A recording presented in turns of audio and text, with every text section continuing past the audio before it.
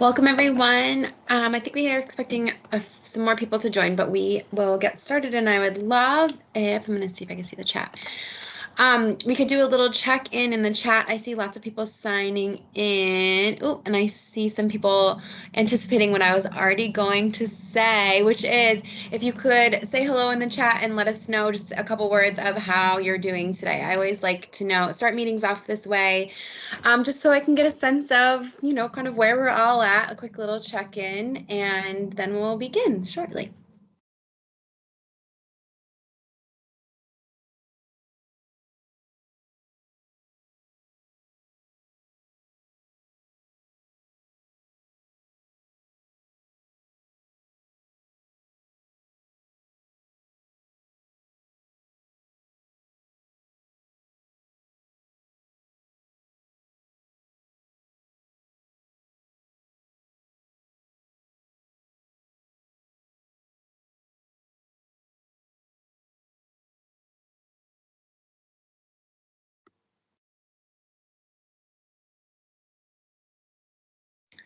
Awesome, content, lots of people doing well. Some people enjoying the weather, some people not enjoying the heat. I love it.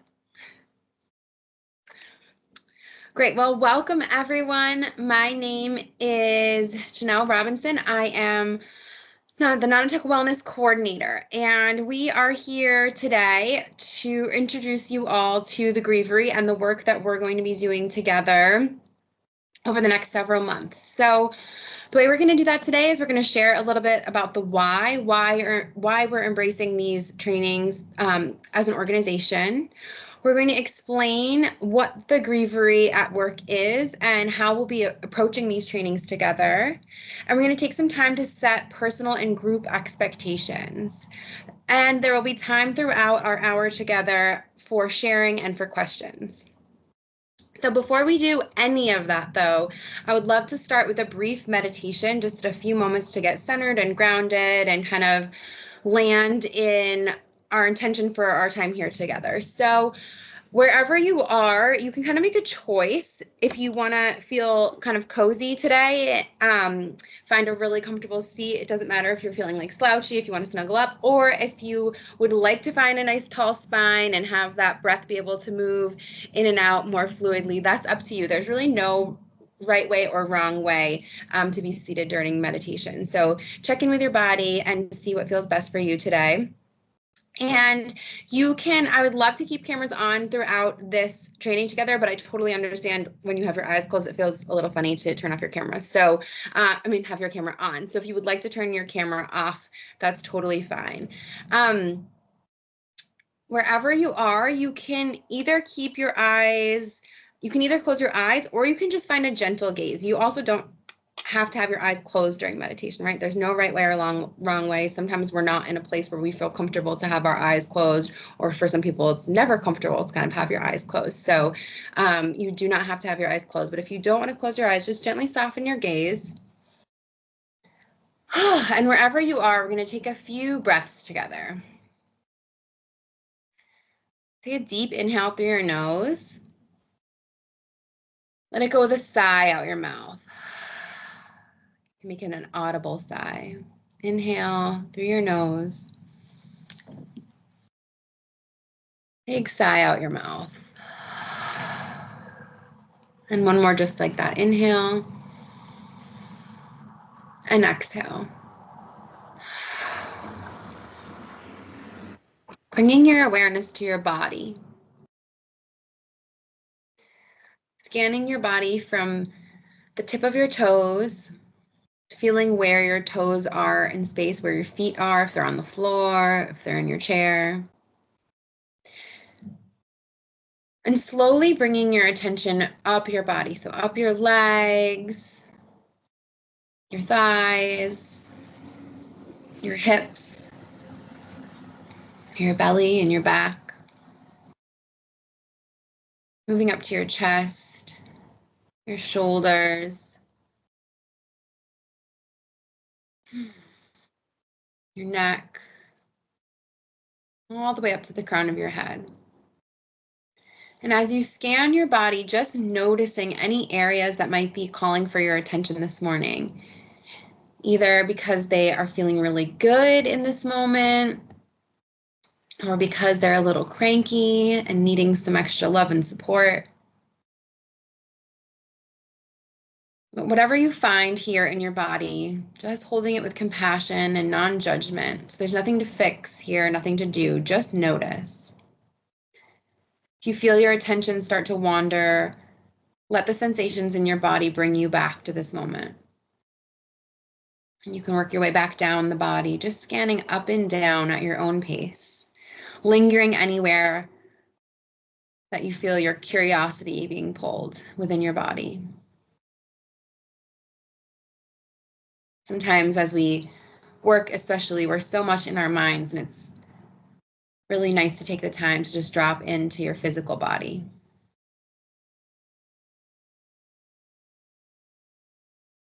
Staying here for a few more breaths.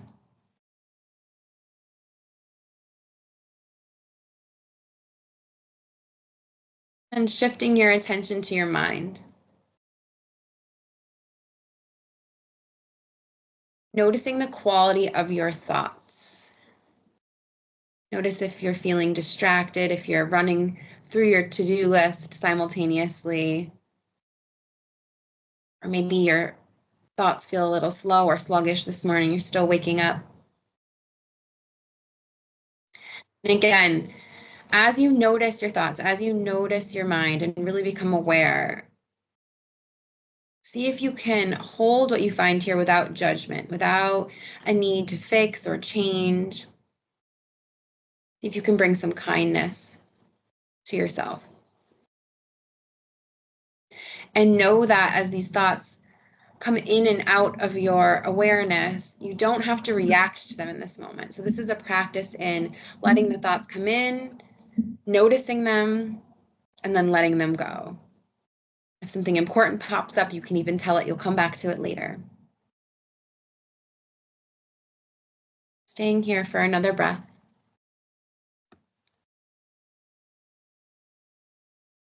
And bringing your attention to your breath. Just noticing where you feel your breath in your body.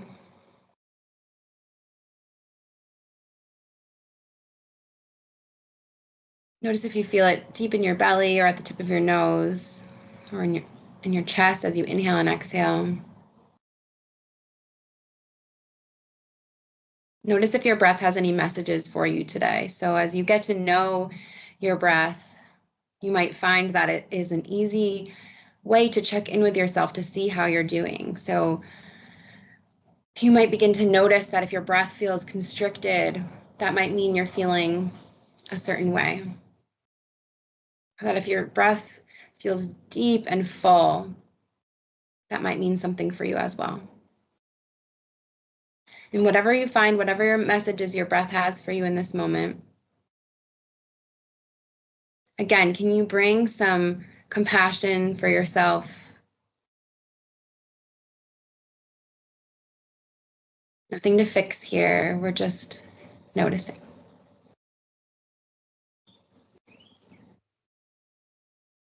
One more breath. We're going to shift our attention to your heart. So if it helps, you can place one hand or both hands on your heart. You don't have to. Seeing if you can come into that heart space. See what that feels like for you.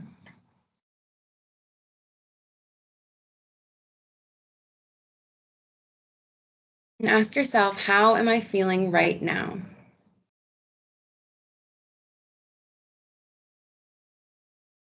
Notice if you can sense that answer come from within. So rather from your mind telling you how you should feel or how you want to feel, really listen and see if you can hear that answer from another place within.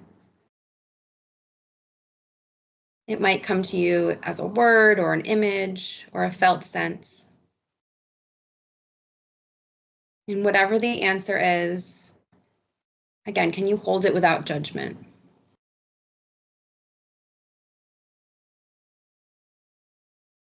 Just staying here in noticing and really making space for however you're feeling right now. And we're going to stay in that heart space for another moment and ask yourself another question. How has grief shown up for you at work, or how do you anticipate that it will?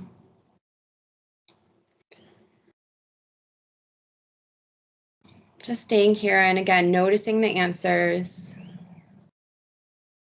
noticing what comes up.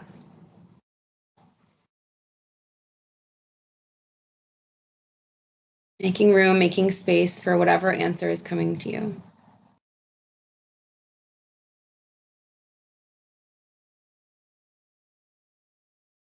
How has grief shown up for me at work, or how do I anticipate that it will?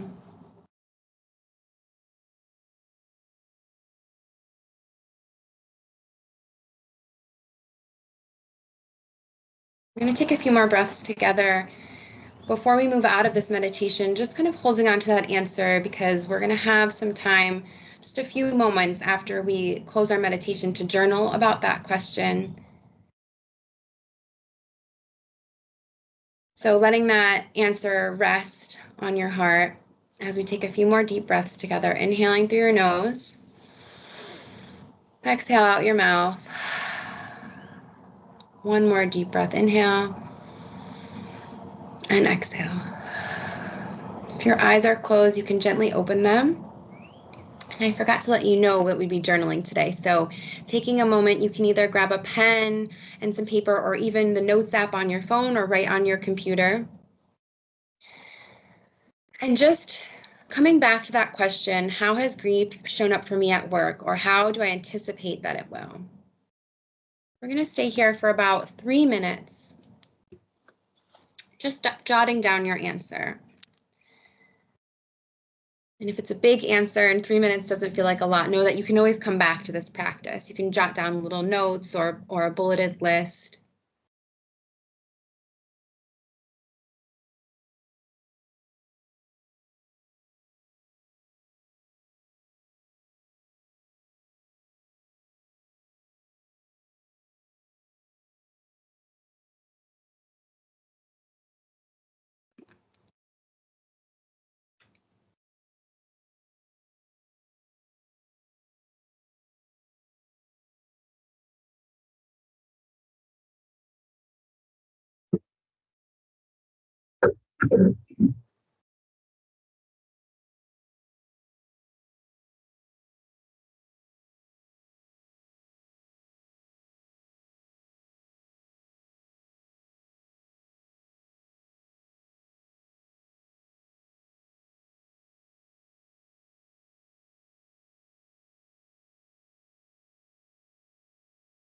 Just finishing up with about 1 more minute.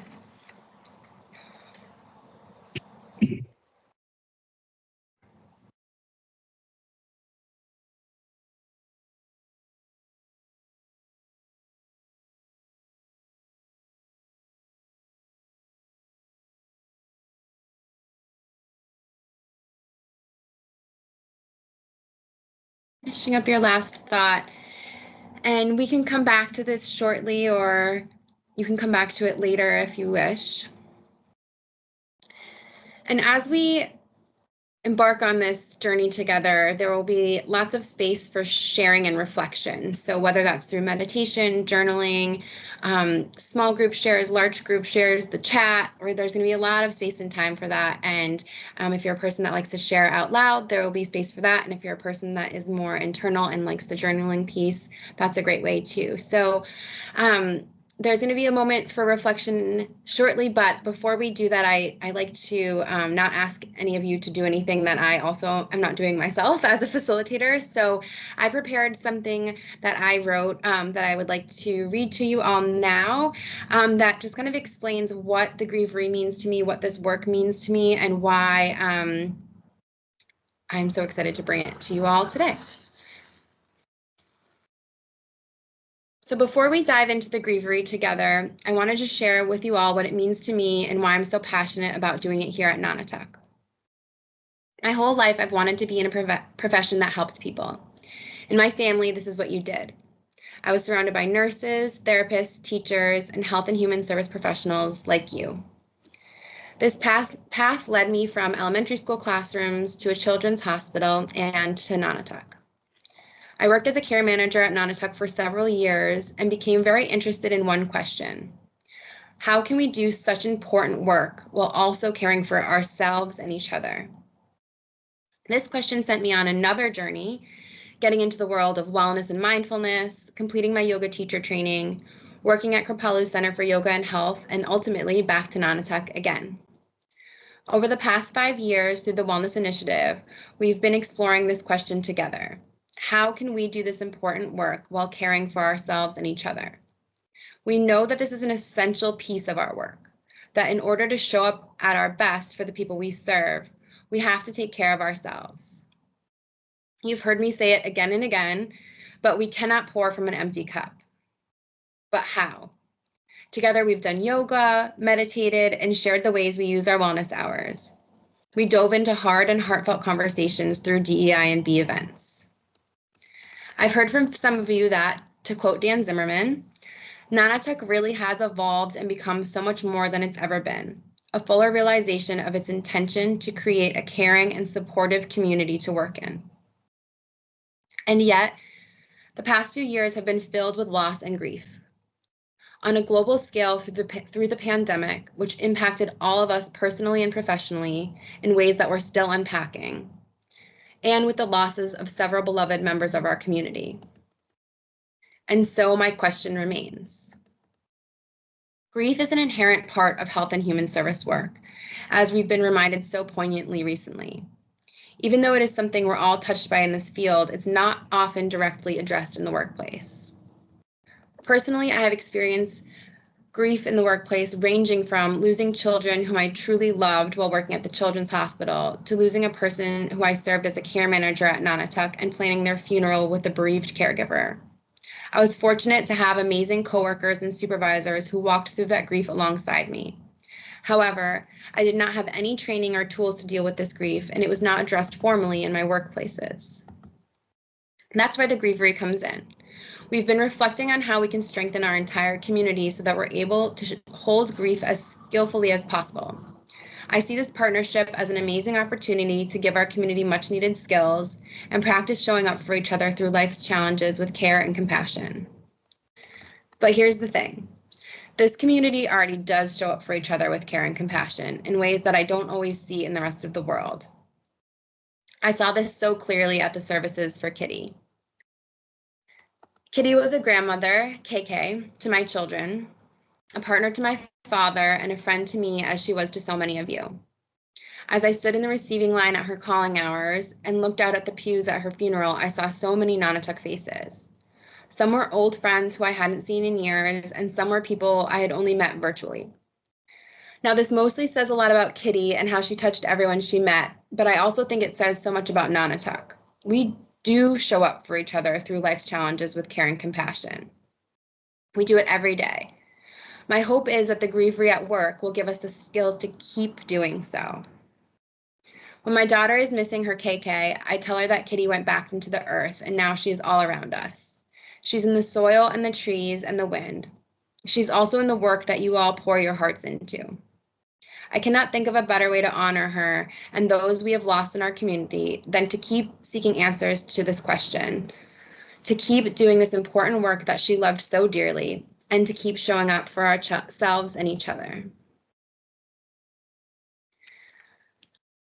So I'd just love to open it up for a moment. If anybody does have anything they want to share, either in the chat or with the larger group, you can do that. If not, we can just take a moment to just kind of pause and reflect and digest all of that before we really dive in and learn about what we're going to do.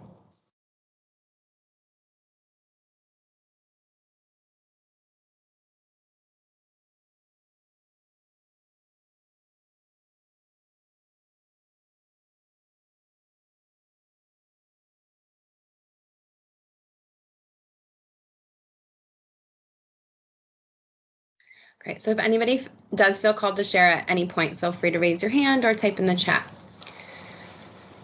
So I'm going to share my screen. Oh, I see Michelle, grief is often a death, but can also be a loss of friendship, partnership, etc. Thank you, Michelle. We're going to get into that a little bit briefly shortly, and then our second session altogether in June is going to get into that a lot. So thank you so much for adding that.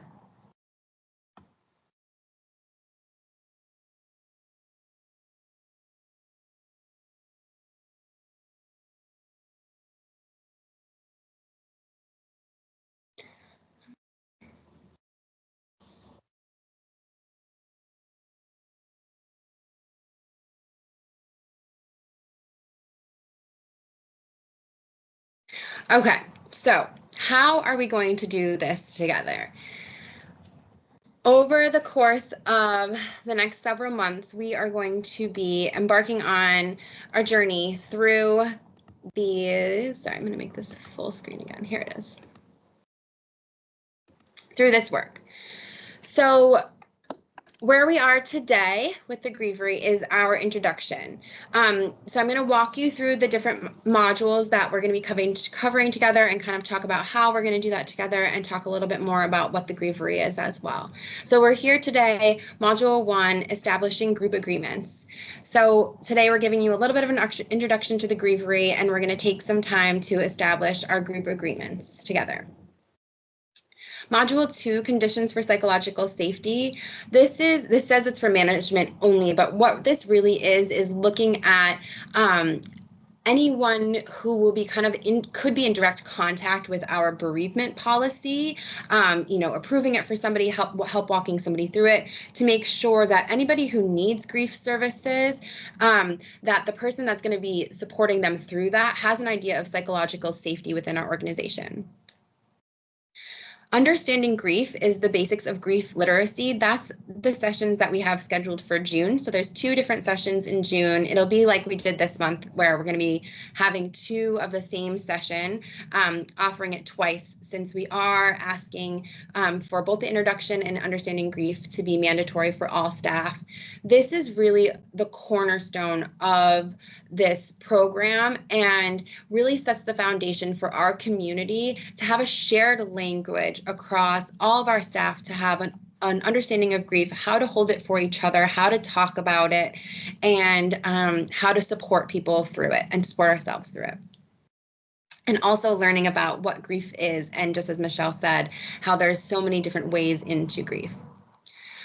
Values and resource inventory. This is a space for us to take a look at our organizational values and our own personal values, and really look at those as a way that we can have our values be a touchstone that we can keep coming back to as we work through difficult things in our lives. And with this module 4 with values, this is where we're going to invite people in as an optional kind of furthering and deepening of our knowledge. So these will be optional, module 4 through 11, for people to join. Well, we're going to be asking for kind of a commitment of a cohort of people that wants to deepen their understanding of grief, their own personal connection to grief, and also really have a larger understanding of how we can continue to talk about this as an organization, continue to support our caregivers, the people that we serve, and our coworkers. So I invite you all to kind of, if this is something that you're feeling really interested in, to continue on through the rest of these modules. Active listening, learning how to hold space, personal care plan, mapping out your support network. Compassion, the ins and outs of self-compassion and empathy. Boundaries, the essentials of boundary care. Mindfulness, which we've done a lot of work together on, but we can really dive into it here through the lens of grief. So resiliency and recovery practices, mindfulness and somatic relief practices, and revising your personal self-care plan. Rituals. This is where I think it gets really, really exciting. So attuning to your organizational rhythms. This is where we get to look at our own personal rhythms at Nonotuck and ways that we can honor different thresholds, whether that's comings and goings, new hires, people leaving, all these other things that we go through as an organization, and how to kind of mark those different thresholds in a way that supports us all, honors grief, honors beginnings and endings. And then finally, our communal care plan. This is where we get to create an organizational and communal care plan. So we're going to take everything that we learned together over the course of these trainings and think about how we want to apply that to Nonotuck so that we're all benefiting from this, and that the people that we serve and our caregivers are benefiting, and that it's really woven into the culture at Nonotuck. Are there any questions about this before I move on? Okay, I see. Is it okay to attend some and not all modules depending on our schedules? Yes, so we have kind of earmarked understanding grief and this module that you're at today, our introduction, as mandatory. We are recording all sessions, so if you can't make them live, that's okay. We do, however, you'll kind of see as we move through this that participation is a really, really key component. So when you can make it live, that's amazing. As we get into those kind of the optional modules where you're really deepening your understanding, once I have a sense of how many people are interested and who's interested, I'm going to send a poll out to try to schedule them at a time where the most people can attend. And so hopefully that, we can find some time that will work for all your schedules. But if you do have to miss a session, you have a vacation scheduled, something pops up, everything will be recorded. And we're also going to be finding some cool and interesting ways to stay in touch between sessions, and really kind of, there's some personal work that you can be doing and practicing in your life and in your work, and we'll be checking into with each other in between sessions with that. Okay, so I'm going to keep going through the slides.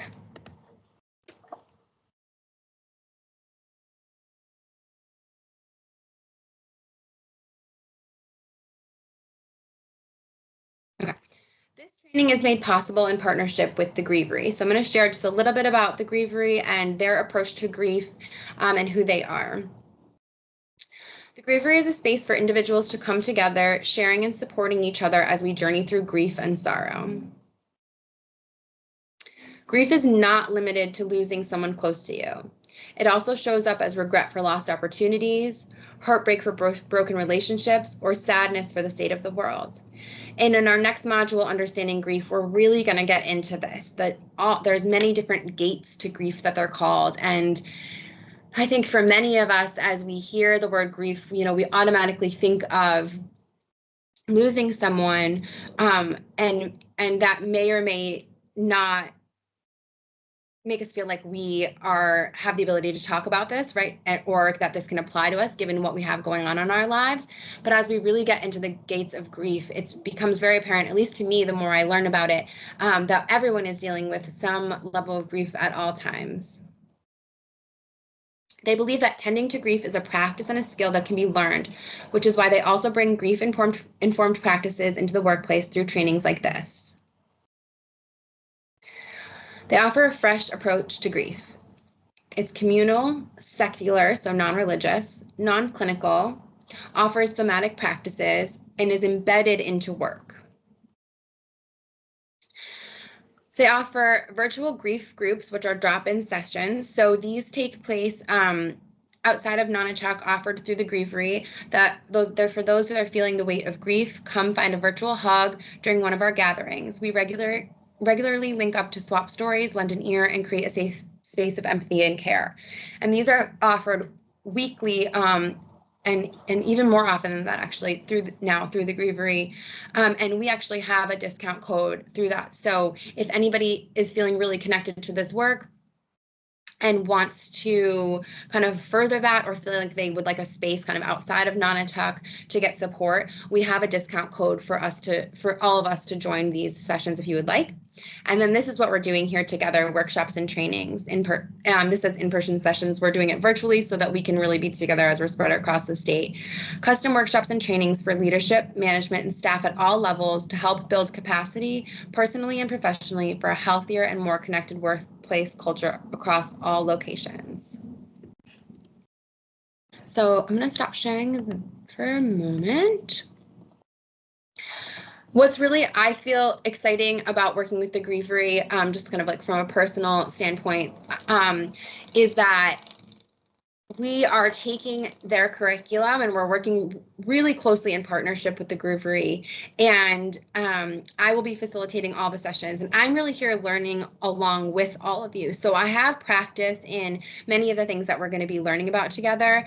But I'm really, really learning with all of you about how to really talk skillfully about grief at work. And the Grievery is really supporting us in partnership to just make this a part of our non-adult culture, part of something that we're doing together, and really kind of embedding it into what we do and making it work for us and work for Nonotuck and work for our very specific and unique model that we have, community that we have, and services that we offer.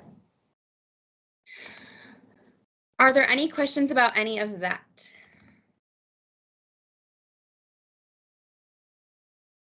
Either raise a hand or drop it in the chat.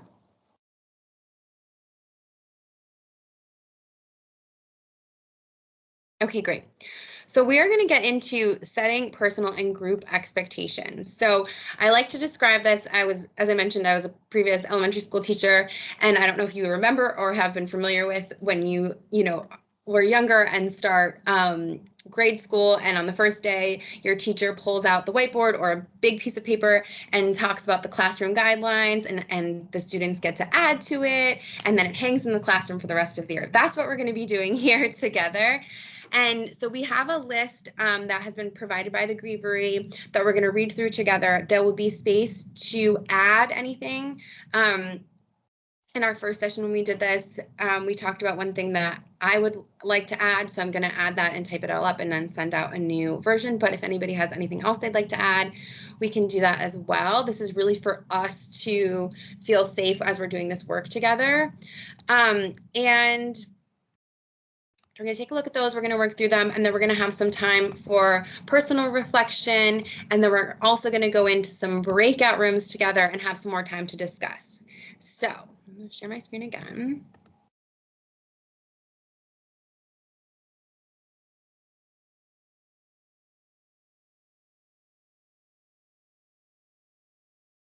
Personal and group expectations.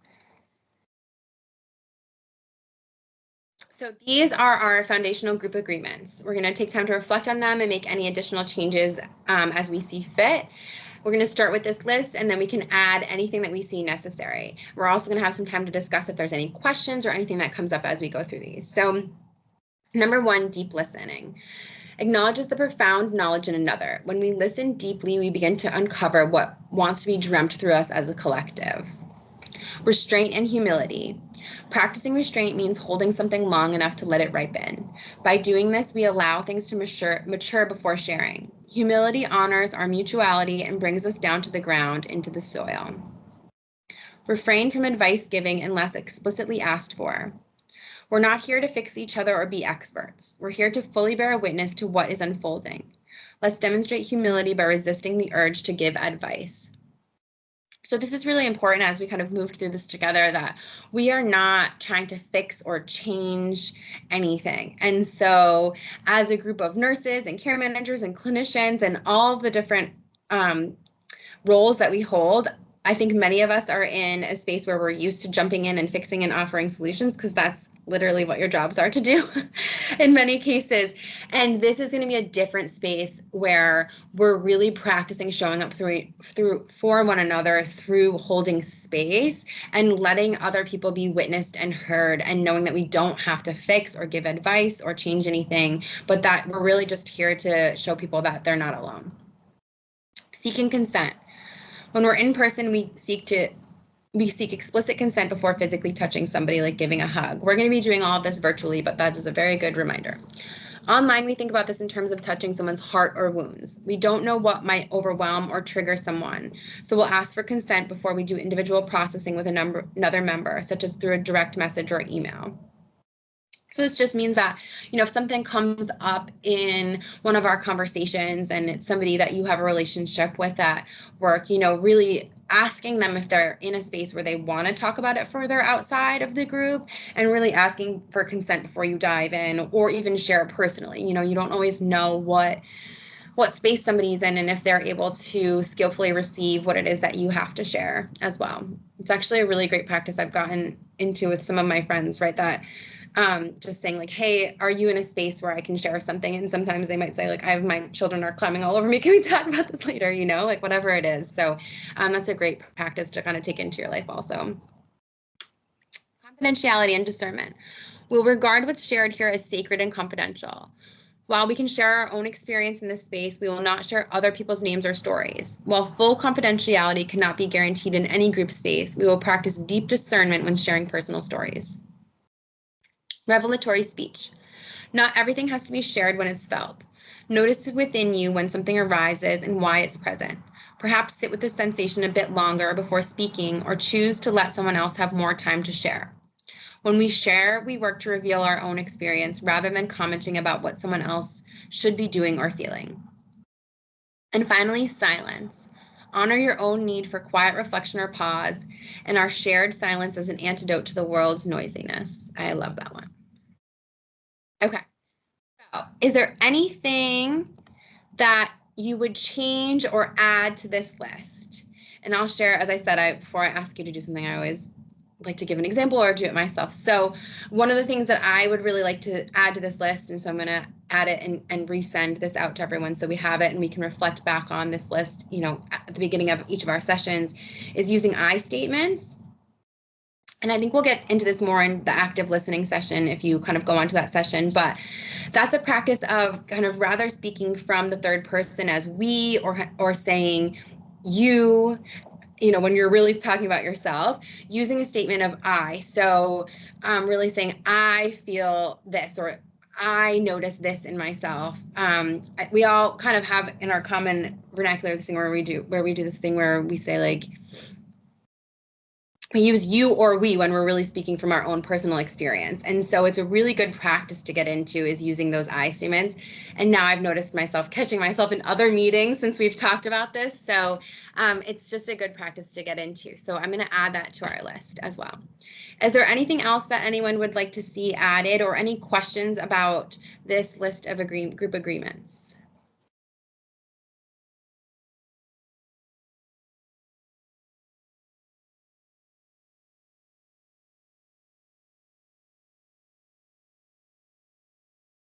Okay, so you're going to have some time to just reflect on these agreements on your own, writing down one agreement that will be the easiest and one that might be more challenging for you to follow. So I'm going to pull the list back up. And then you'll also have an opportunity to write an intention, a short statement of how you would like to show up over the course of these trainings. So you can pull out whatever your journaling method was, whether it's your notes app, your computer, or a pen and paper, whatever works best for you. And we're just going to take just a few moments. It won't be that full 15 minutes there. We're just going to take about 5 minutes here to just journal about that. And then I will be sending you all into breakout rooms to have a little discussion about it.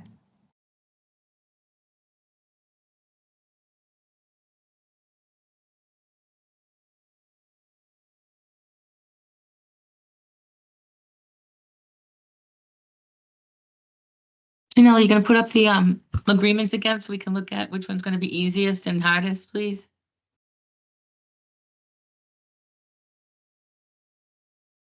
You're muted.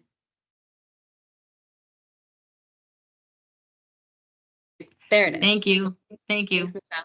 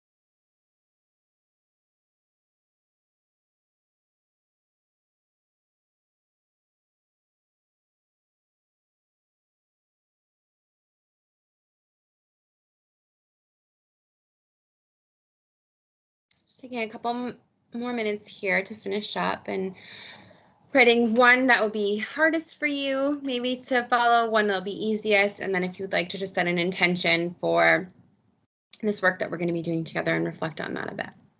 And we'll be sending you to breakout rooms.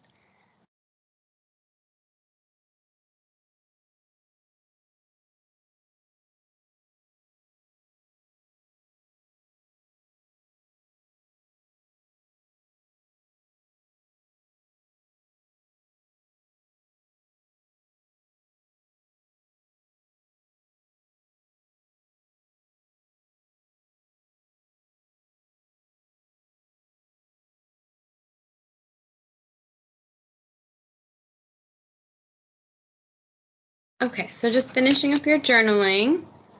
And know that you can always come back to it if you had some more that you wanted to write and reflect on. And so we will be going into breakout rooms, and this is a chance for us to not only reflect on this group of agreements or this list of group agreements that we went through, but also to kind of practice them as you share with each other. So you're going to be in a room, but in a virtual room with 4 or 5 other people, and each of you can take a turn to share something that you reflected on that you wrote about. So you can either share as a group, what's going to be the hardest, the easiest, or if you feel comfortable sharing your intention, you're welcome to do that as well.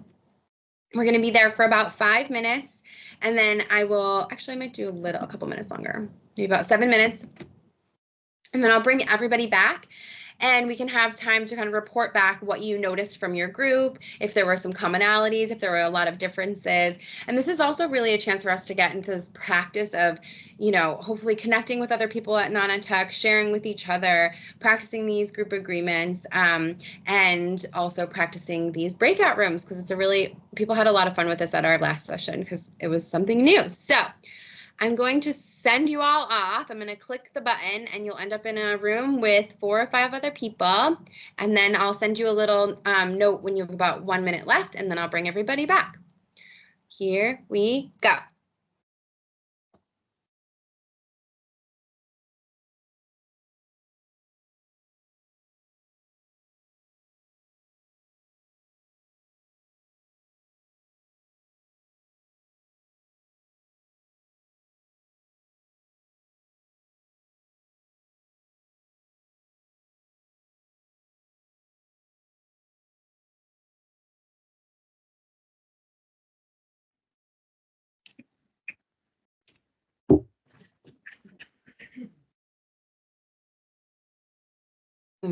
Welcome back. That's so fun. I literally see you all, like I have like Brady Bunch screen, and then when I click open breakout rooms, you all like whoosh away and like start disappearing. And then when I bring you back, all your faces pop up. I love it. So how was that? I want to hear about it. I want to hear how it was to, share in a breakout room, if you guys had some things in common, if there were things that were different. Just kind of feel free to I'm going to open up the chat. Feel free to talk into the chat or raise your hand. I'd love to know how it went because I was just here by myself. We could go on and on. Great exercise. Oh, good. Yes, I know. I love that oftentimes. I've been hearing from some people that sometimes feel shy sharing in a larger group, that they're really liking these breakout rooms. So that makes me really happy. Bantha, am I pronouncing that correctly? Yes. So our breakout room was good. I feel like we all share, we engage with each other, and then we just took off the topic with each other. Like we elaborated what each one of us said, and just trying to find the connection. Because a lot of the time, like we listen, but we don't really connect to what we're listening to or what the other person is saying. So I enjoyed that. Thank you. And did you find what people were feeling like was gonna be the hardest thing to share, to follow, or the easiest thing to follow? Or there commonalities or differences there? There was commonalities and there's some differences because a lot of like they say was the easiest is just like deep connections, deep listening.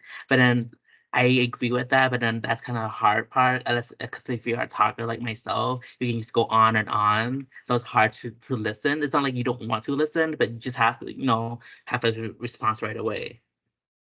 Thank you for sharing that. Yeah, it takes practice, and that's so much of what we're gonna do together. So thank you so much for sharing that. Michelle. Good morning, good afternoon.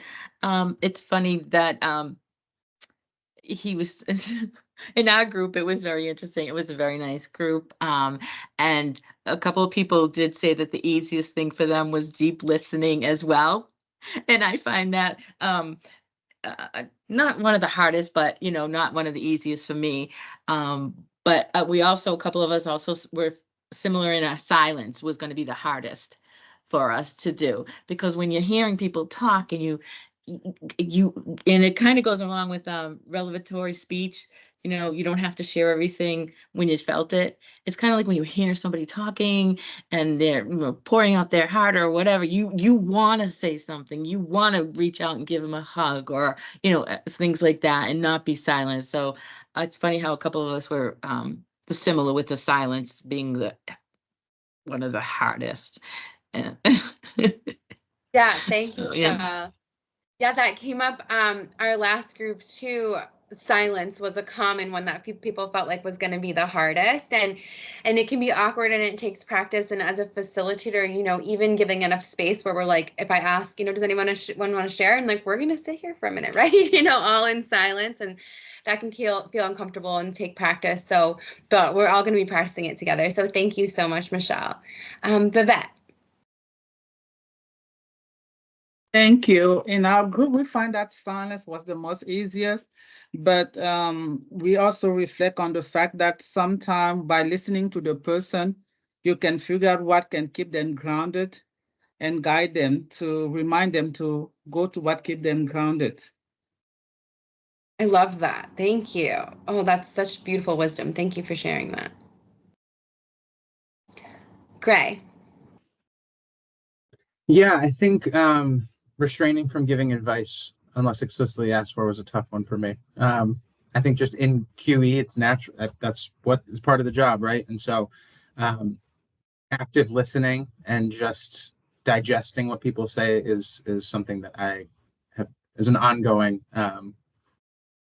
challenge for me, which I'm getting Yeah. better at. But it's also on the flip side, it's also like if you are on the if the roles were switched, if you're expressing yourself to someone and they're just silent, it almost you don't necessarily you'll kind of want that affirmation, that they're listening by giving you feedback and stuff like that. So it's a weird line that you have to walk. A lot of It nuances. is. Yeah, thank you for sharing that. Yeah, that's like I said, we're going to be practicing all this together, and it really takes practice, and it takes, like you said, it is this fine line of knowing like how to respond. Like we don't want to sit here like stoically, right? But how to like give cues, that we're listening and things like that. And we'll do practices that are and I've done practices in the past where you do that, like you just practice listening and you don't even like give body language, like nothing, and it feels so strange, but you are thinking of only about their experience of what they're sharing and not your own response to it, which is an interesting kind of like flip in the way that we often connect and communicate with each other. So it's just kind of like something to practice because it just kind of changes your thinking around it. And then you can at least be aware, oh, this is a moment to respond, rather than react. And I think that, goes along with mindfulness. When we're mindfully listening to somebody, we're really taking in what they're saying, and then we are giving enough pause to not just to react to what they're saying, but to respond to what they're saying thoughtfully. And sometimes that is just by listening. And you know what you just made me think of, and I'm just saying this out loud so that I don't forget. I'm part of another group right now where there's a lot of sharing that goes on, and people ask, do you want a sword or a blanket? I don't know if you've heard of this phenomenon before, but you can say like, do you want a sword or a blanket? And sword is like hard, can be like hard advice, but a blanket is comfort. And I love the idea that the person sharing can like explicitly say what they need in a moment, right? Like I actually don't want advice. I just want you to listen and like tell me everything's gonna be okay, and like give me a comforting blanket. Or like, no, I need the hard like advice right now. Like I need the tough love. I need you to give it to me straight. And so we're gonna be doing so much practice with that, and then it just becomes kind of like second nature, when you hear somebody talking, like you look for what they need, rather than making assumptions or anything like that. So thank you for sharing that. I'm going to check the chat here. Kim says, as a nurse, my role is often to fix things, so it's hard to keep quiet. Michelle, we're all a work in progress. Sarah says, thank you. And Michelle likes the sword and blanket. Yeah, you'll be hearing more of that too, because it's fun. That makes it fun.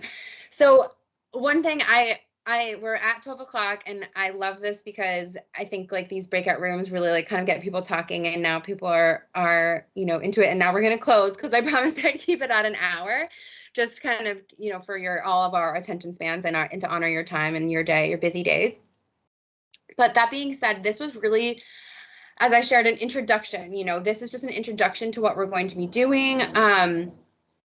There's so much more to come. It was really to give you a taste and an understanding of what the Grievery is, what we're, the plan for how we're going to be rolling this out all together is going to look like, to introduce the guidelines so that we all know that we're creating like a conscious, brave space together that we can do this work in, and then to give you a little taste of what it feels like to share and have a breakout room and do the journaling and all of that. So that was your introduction today. Thank you all so much for being here. Since we are at our hour, I'm going to close with a meditation, but I will stay after. If anybody has any questions or anything that they want to cover, feel free to stay. But I do want to send people off that might need to go into another meeting. So coming to a comfortable seat, just a really brief moment. You can close your eyes or just soften your gaze. Take an inhale through your nose. Let it go with a big exhale out your mouth. Just send yourself a really big thank you for showing up today, for having an open mind and an open heart, for diving into something that often can be hard to talk about or isn't talked about out in the world, and for being part of a community that is bringing it to the forefront and being willing to talk about it and continue to have hard conversations. So sending a big thank you to yourself. Sending a big thank you to everybody that was here today, maybe everybody that was in your breakout room with you, your colleagues, ones that you know, maybe some new faces that you saw. And then some gratitude out to our larger community.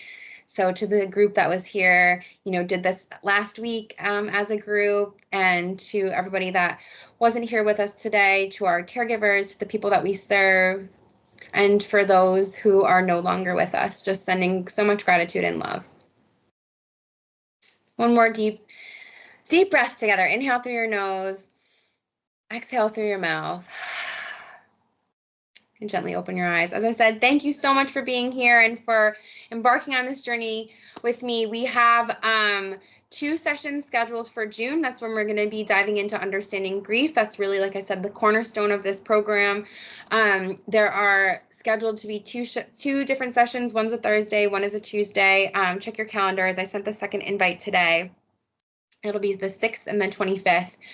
And if you can attend one of those, that would be absolutely amazing. As you saw, the in-person or the live really helps because we have so much participation, room for participation. And then from there, we will be diving into those optional deepening modules. So if you're interested in that, you'll have an opportunity to sign up for that, and we'll get those scheduled. So thanks everybody again for being here. I'll stay on for a few minutes if anybody has questions, and if not, I'll see you in June. I just wanted to add a comment from what you said about the sword or the blanket, because that's kind of, I say it differently in my own practice with life in general. I think it's any kind of relationships. It doesn't matter grieving or not. I always say, would you like comfort or would you like advice? Or do you just want me to listen, or do you want advice? Because I have found, as somebody who likes to give advice and is a problem solver, that, like I said, sometimes people just aren't looking for that. Sometimes people really do just want to have the words of encouragement, or to just silence so they can speak their truth. So I think I'm glad that practice will serve me well in this. I'll just have to think of that when I'm with my people. Exactly. Yes. Well, thank you for sharing that and for being here, and you can get caught up. I'll send the recording out shortly, so you can get caught up. Thank you. Have a great day. Take care. You Thank too. you. Bye. Bye.